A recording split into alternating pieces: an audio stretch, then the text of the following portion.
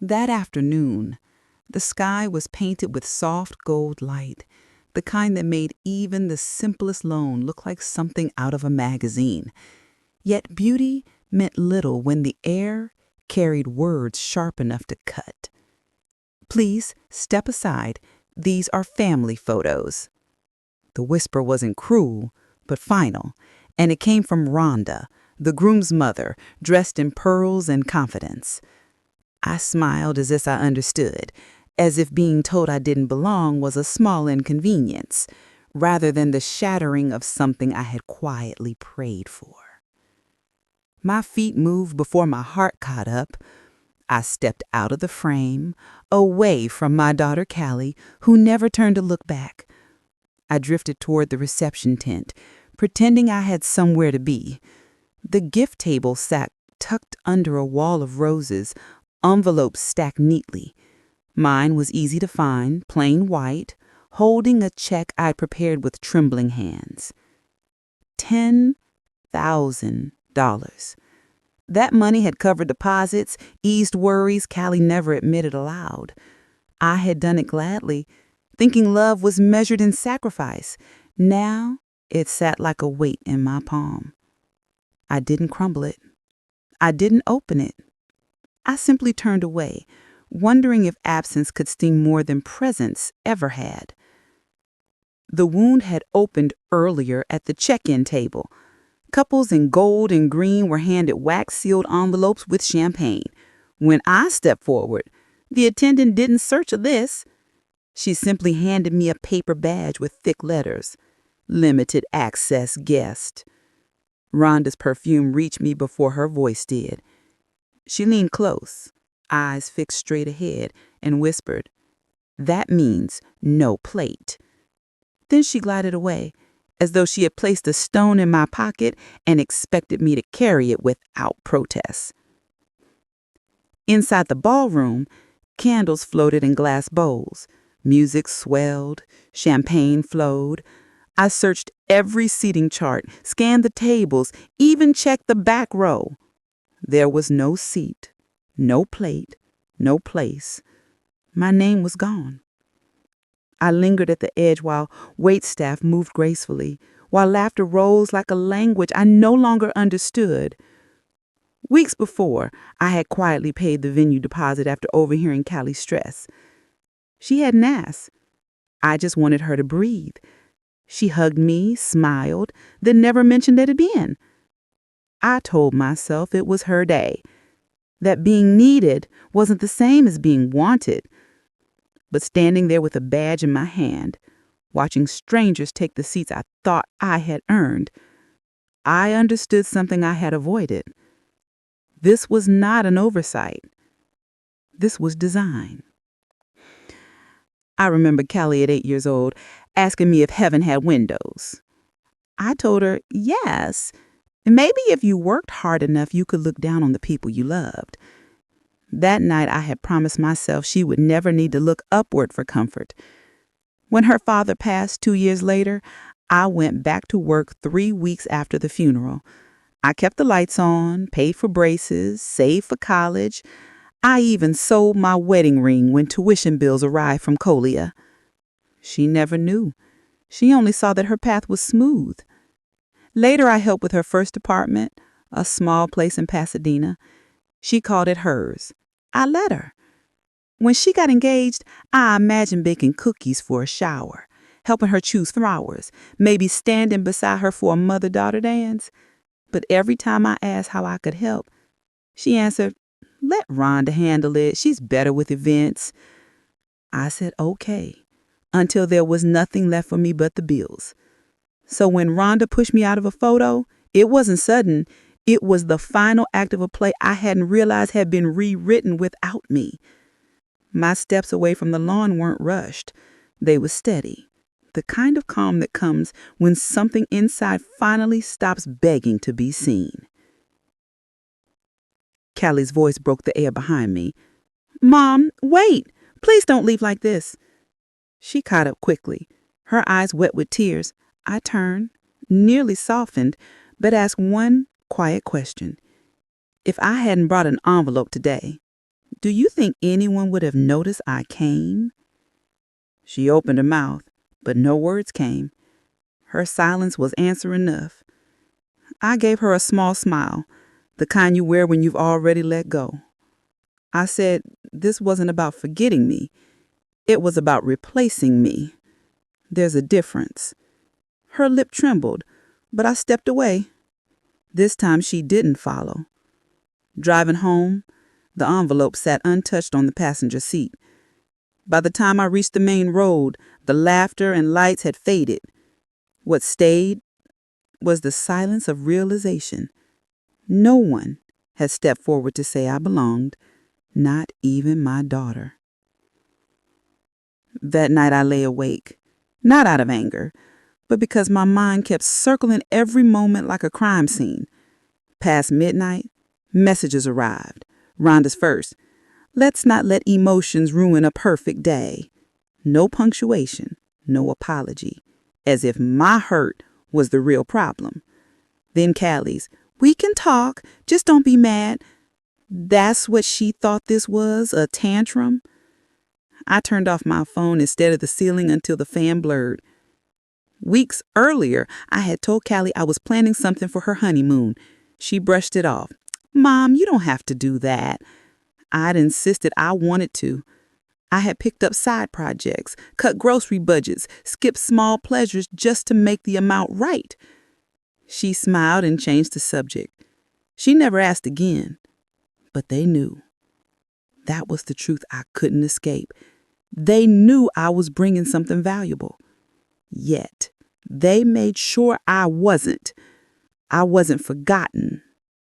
I was erased. 2 days after the wedding, Callie sent a message asking to meet. "Just us," she wrote. Though when I arrived at their apartment, Ethan sat stiffly on the couch, like someone summoned to bear witness. Rhonda, mercifully, was absent. Callie opened the door with swollen eyes, her smile brittle. There were no hugs, no greetings. I walked straight to the dining table and sat. The weight of unspoken words filling the room. Her voice cracked as she began. "I didn't know she changed the list. She emailed the planner behind my back. I found out the night before." She glanced down at her hands. "She said it was just to simplify things, that it was nothing personal." I nodded once, and when you found out, I panicked, Callie admitted. "I didn't know how to fix it last minute. Everything was moving so fast. And she said," her voice faltered, "she said you wouldn't mind." Ethan shifted but didn't speak. I reached into my bag and pulled out the white envelope, still sealed, still heavy. I placed it gently in the center of the table. "I told you I had something planned for your honeymoon." This was going to be that gift. Hope flickered in Callie's eyes, but I raised my hand before she could speak. "It no longer is." Her face crumbled. "Mom, please, I didn't mean to hurt you." "I know," I said softly, "but you let it happen anyway." Ethan finally spoke. "I didn't know about the list either, not until after. Rhonda—" "I'm not here to dissect Rhonda," I interrupted. "I'm here because I needed you to see this for what it was." I slid the envelope slightly toward myself. A gift comes from love, but love doesn't survive erasure. Silence swallowed the room. Callie's tears ran freely, and for the first time she looked at me not as her mother, but as a woman capable of bleeding. I felt steady, not angry, just done pretending that grace meant giving endlessly without recognition. That evening, the phone rang. The number was unfamiliar, but the voice was not. "Elise," Rhonda purred, as though we were old friends. "I wanted to touch base, woman to woman." I stayed silent. There's been so much tension, and I thought it might help if I clarified things. The photo situation, it wasn't personal. We just didn't want to overwhelm the arrangement. Too many people in one shot, it becomes cluttered. Cluttered. That was how she described me. The woman who raised the bride, who paid the bills, who stood silently while her place was erased? I understand, I replied calmly, but no photo is more disruptive than pretending I don't exist. The pause on her end was long. She hadn't expected resistance. I think we can move past this, she offered, her tone edging into condescension. Callie still wants her family united. I know you're important to her. I ended the call without another word. It was never about reconciliation. It was about control. The next morning, I drove to a local nonprofit that supported single mothers returning to school. Years ago, I had sat in those very offices as one of the women they helped. By noon, the envelope was out of my hands. $10,000. No longer meant for a honeymoon I would never be part of, but for someone who needed to believe in her own worth. I left no note, made no announcement. It wasn't about being seen. It was about aligning my giving with what mattered to me. When I stepped back into the sunlight, I felt lighter. Not because I had less, but because I had chosen where to place my worth. Days passed without calls, without apologies. Silence filled the air, but it didn't sting the way it once had. Then came a message from an unfamiliar name, Jessa W. My hands froze as I read. Hi, I hope this isn't overstepping, but I wanted to reach out about the wedding. I helped with the guest list. You were on the original family list, full access, seated at Callie's table. Your name was changed 3 days before by Rhonda. Another message followed quickly. I thought it was odd. You're the bride's mom. But Rhonda said it was a sensitive situation. I'm really sorry. 3 days before. It wasn't an accident. It was intention. They had agreed to it, smiled at me, accepted everything I gave, all while knowing exactly what they had done. For months, I had told myself I was overreacting, too sensitive. But this message proved the truth. I hadn't been forgotten. I had been deliberately cut out. The shame I had carried wasn't mine to hold anymore. As I read the message again, something shifted. Not anger, not grief, but certainty. The kind that closes doors without slamming them. I poured a glass of water, left my phone on the counter, and made a choice. Rhonda was blocked first, not out of rage, but clarity. Then Ethan. Nothing was left between us but the quiet acknowledgement of betrayal. Callie didn't call. Instead, she sent a voice note, under a minute, long. Her voice was trembling. I understand if I lost you, but I do want to fix it, just not for them, for us. I listened twice, then let it sit. Unanswered. Softness offered only after the damage wasn't enough. That afternoon, I walked the coastal trail behind my house. The ocean pulled back into itself under a gray sky. Salt clung to my skin. The wind tangled my hair. For once, the silence didn't ache. It was mine. Not a punishment, but a gift. When I returned home, I still didn't respond to Callie. It wasn't that I didn't love her. It was that I needed to find out if I could love myself more. Weeks turned into months, and I didn't wait for updates. No calls, no apologies, only a silence that felt strangely familiar, like the quiet that lingers after a storm you hadn't realized you'd been weathering. Instead of circling the wound, I began filling my days differently. I returned to volunteering, this time at a nonprofit that helped women re-enter the workforce after divorce, illness, or long stretches of caregiving. The first woman I sat across from reminded me of myself years ago, uncertain, trembling, yet brimming with potential. I remembered how it felt to walk into an office with shaking hands and a fragile promise to keep going. Now I could sit beside someone else and be the steady voice they needed. No one asked me about table assignments or dress codes. No one reduced me to what I could give. They asked simply, "Can you help?" And I said yes. That yes felt like air, filling lungs that had long been starved. It was the first time in years I gave without being measured, weighed, or dismissed.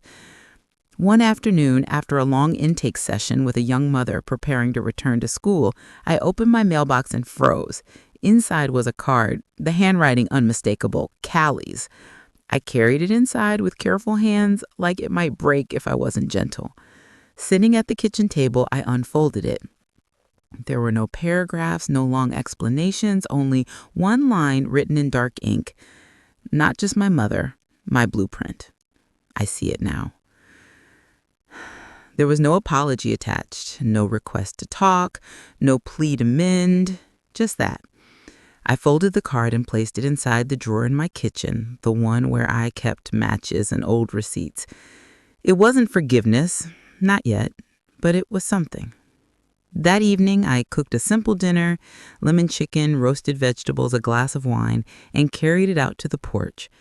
The light shifted slowly across the deck, as if it had nowhere better to be. There was no band, no camera, no dress code, just me and the quiet hum of my own presence. For the first time in a long while, I felt I belonged exactly where I was, not because someone invited me, not because someone approved, but because I chose to stay. Looking back, I realized that love without acknowledgement isn't love at all. It is a transaction, and transactions leave you hollow. I had given Callie everything, my time, my sacrifices, even parts of myself I could never get back, believing that love meant endless giving. But standing outside of those wedding photographs, holding a badge that said limited access guest, taught me something I should have known sooner. The measure of love is not in what you give, but in whether you are seen while giving it. When Callie's card arrived, it told me she had finally seen me. Maybe too late to undo what had been done, but not too late for her to learn.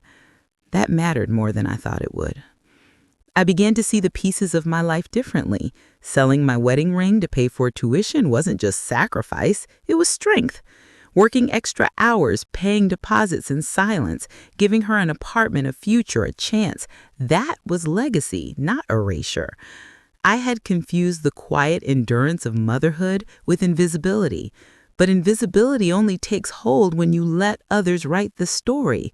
I wasn't invisible. I had been written out. And now I was writing myself back in. Sometimes love means stepping aside so your child can live their own story. But sometimes it means stepping back in. Not to demand a place at their table, but to build your own. That's what the nonprofit gave me, what the women I met gave me, the chance to build something that didn't rely on anyone's permission. I don't know what Callie and I will become. Maybe we will rebuild. Maybe the distance will remain. But I do know this. Peace doesn't always mean reconciliation. Sometimes it means choosing yourself, even after years of choosing everyone else. To anyone listening, maybe you've been written out of a moment you thought you had earned. Maybe you've been made to feel like your worth only lies in what you can provide. I hope you remember this. You are not invisible. Your story, your sacrifices, your love, they are real, whether or not anyone else names them. And the table you build for yourself will always be the one where you truly belong. If this story touched you, don't forget to like, share, and subscribe for more. And tell me in the comments, have you ever had to choose yourself, even when it hurt? I'd love to hear your story.